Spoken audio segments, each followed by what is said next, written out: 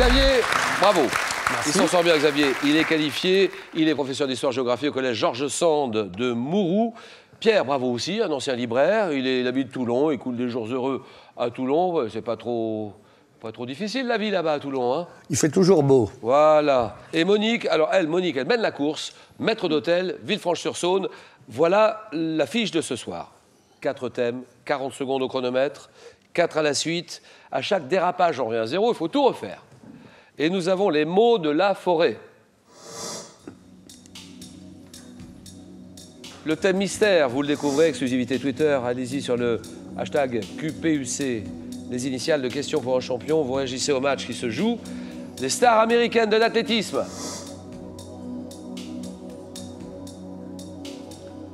Musique classique dans la chanson. Eh bien, les stars américaines de l'athlétisme. Stars américaines de l'athlétisme, d'accord. Les stars de l'athlétisme, allons-y. Monique, maître d'hôtel. Alors, Villefranche-sur-Saône, bon, tout va bien. Je voulais qu'on dise un mot sur le club qui vous entraîne si bien. Parce que vous avez un bon niveau, ça se voit tout de suite et ça se sent tout de suite. Il y a un entraînement derrière, il y a un training. Tous les mercredis soirs. Oui. Voilà. C'est le club Lyon-Mont-d'Or. Le club Lyon-Mont-d'Or. Avec... Un des clubs les plus puissants. Il y a au moins, je ne sais plus, il doit y avoir 170 clubs. Question pour un champion en France et en Belgique.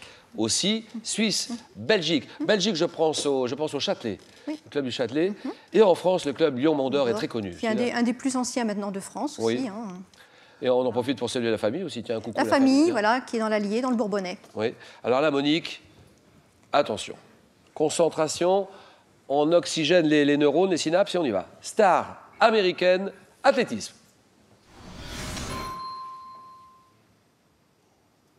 « 83-87, quel athlète américain remporte 100 mètres et la longueur des 2 premières éditions des mondiaux d'athlétisme. Passe. En 68, quel athlète américain réalise un bond à 8,90 m, établissant par là même un nouveau record du monde.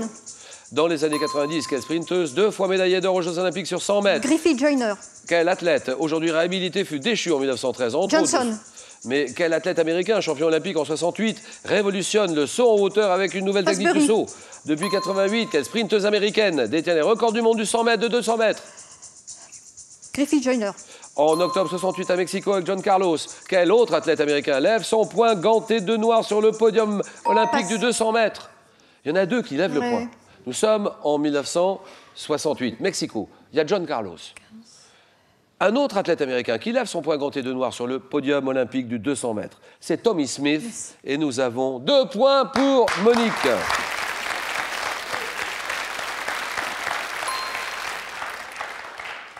Elle n'est pas contente, Monique. Non. Elle n'est pas contente parce qu'elle sait très bien ce qui s'est passé. Il y a eu un petit dérapage sur une question qui me semble franchement facile. Cela dit, quand on a les réponses, évidemment, c'est facile, Julien. Il a les réponses sous les yeux. 83-87, athlète américain. Il gagne le 100 mètres. Il gagne la longueur des 2 premières éditions des mondiaux d'athlétisme. C'est Carl Lewis. Carl Lewis. Athlète aujourd'hui réhabilité, qui fut déchu, nous sommes en 1913, entre autres, de son titre olympique du décathlon, acquis 1 an auparavant, c'est James Thorpe. Dans les années 90, sprinteuse, 2 fois médaillée d'or aux Jeux Olympiques sur 100 mètres, reconnaissable à ses ongles. Elle avait des ongles démesurés. C'est Gail Devers. Gail Devers et Pierre décide. Les mots de la forêt. Mais bien sûr, les mots de la forêt. Pierre, soyez le bienvenu dans notre modeste boutique. Pierre, un ancien libraire, dites donc, vous êtes dans les bouquins tout le temps, les encyclopédies. J'étais. Les dictionnaires tout le temps. Non, mais vous lisez beaucoup, j'imagine. Plus trop.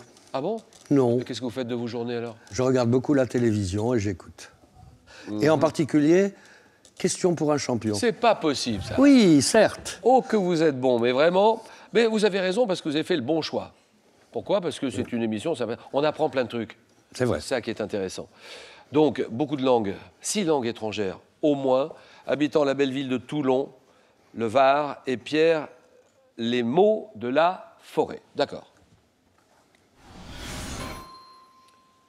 Quel adjectif qualifie une forêt qui a évolué sans aucune intervention humaine? Primaire. Quel mot latin désigne la couche supérieure du sol forestier, résultant de la décomposition partielle de matière végétale et animale? Je passe. Quelle opération commençant généralement par un débuscage consiste à transporter des troncs d'arbres des lieux d'abattage jusqu'à leur lieu d'enlèvement? Élagage. Non. Quel jeune peuplement de futaies, dont les brins ont moins de 10 cm de diamètre, est désigné par un terme dérivé du mot Gaule? Gaule. Quelle quantité de bois, désignée par le symbole ST, correspond à... Ster. Ouais, chez certaines espèces de conifères. Quelle substance solide ou visqueuse est l'objet d'une exploitation industrielle appelée gémage? Gémage, si.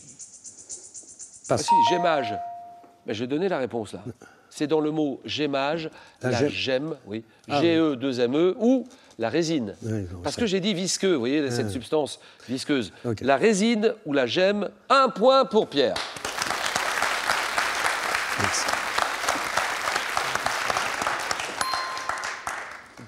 Un volume extérieur de 1 mètre cube, le ster, d'accord. Jeune peuplement de futaies qui est désigné par un terme dérivé du mot Gaule, le Gaulis. Gaulis, Gauli, G-A-U-L-I-S. Opération qui consiste à transporter des troncs d'arbres, des lieux d'abattage jusqu'à leur lieu d'enlèvement, le débardage, débardage. Et la couche supérieure du sol forestier résultant de la décomposition partielle de matières végétales et animales, c'est l'humus. 1 point. Que dit Xavier? Je vais prendre le thème mystère. Ordinateur, nous dévoilons ce thème sur le champ. Et le thème mystère, ça donne les fleuves liés à la Méditerranée. Alors Xavier, welcome. Tout va bien Xavier? Bah écoutez, ça va à peu près, Professeur d'histoire-géographie. tout à fait. Alors Xavier, assez sportif quand même. Oui, c'est-à-dire que je le pratique pour mon loisir, puis je le pratique beaucoup dans mon canapé, devant ma télé aussi. Oui, bien sûr.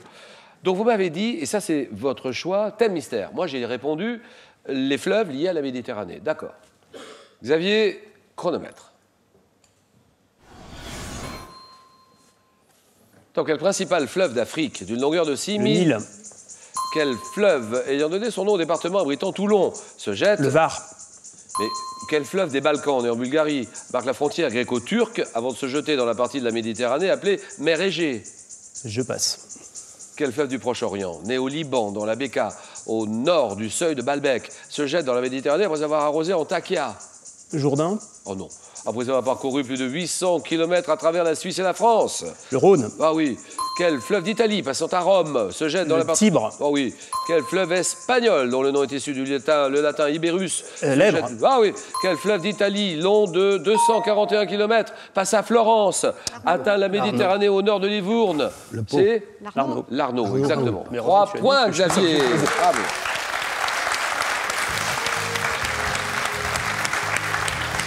Désolé, c'était bon. le mauvais choix, la forêt j'aurais pris ça. Moi. Ah J'ai eu de la oui, chance, mais moi, finalement. j'aurais Fleuve pris le espagnol mystère, parce que- qui se jette dans la Méditerranée par un delta après avoir traversé l'Ogrogno, c'est l'Èbre. D'accord.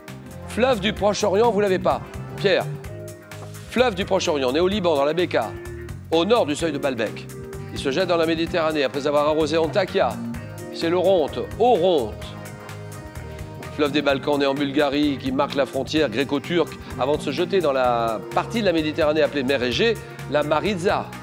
Pierre va s'arrêter là, on est d'accord Pierre? C'est bien dommage. Sans rancune, on n'est pas fâchés tous les deux. Oh, certainement pas. Et... Attends. C'est bon, vous pouvez rester à votre place. Alors à présent, c'est un week-end en France que je vous propose de gagner. Un beau week-end en France.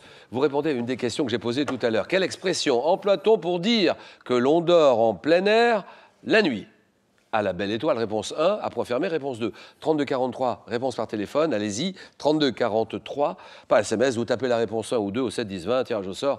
Parmi toutes les bonnes réponses, Monique est en finale. Xavier aussi. Monique va jouer pour une deuxième victoire. Le match, le choc, le jeu.